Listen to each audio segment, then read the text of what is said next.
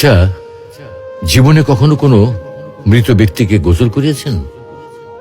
যদি কখনো সুযোগ হয় তাহলে সেই মৃত ব্যক্তিকে গোসল করাবেন। তখন খুব কাছ থেকে দেখবেন মৃত মানুষের দেহটা কতটা অসহায় লাগে, মৃত্যুর পরে মানুষের দেহ কতটা ভয়ের কারণ হয়ে দাঁড়ায়।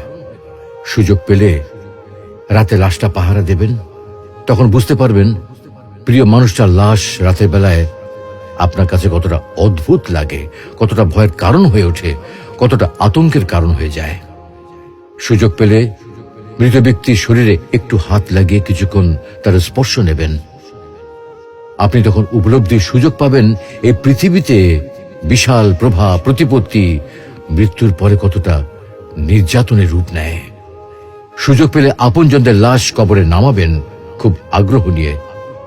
শেষবারের মতো মৃতদেহের মুখটি একবার দেখার চেষ্টা করবেন এবং বারবার উপলব্ধি করার চেষ্টা করবেন এই মৃতদের সাথে অনন্তকালের যাত্রার পথে এটাই আপনার জীবনের শেষ দেখা। সুযোগ পেলে মাঝে মধ্যে কবরস্থানে গিয়ে নীরবে কিছুক্ষণ দাঁড়াবেন। এরপর মনে মনে চিন্তা করবেন জীবনের লাভ ক্ষতির হিসাব।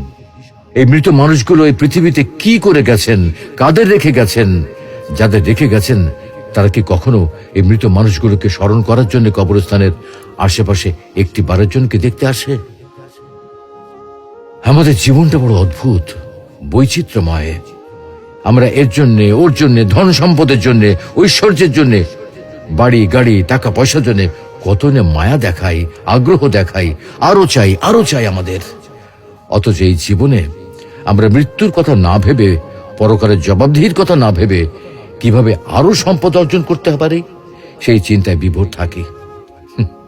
হায় রে জীবন, এখনো সময় আছে, ফিরে আসুন মহান রবের দিকে।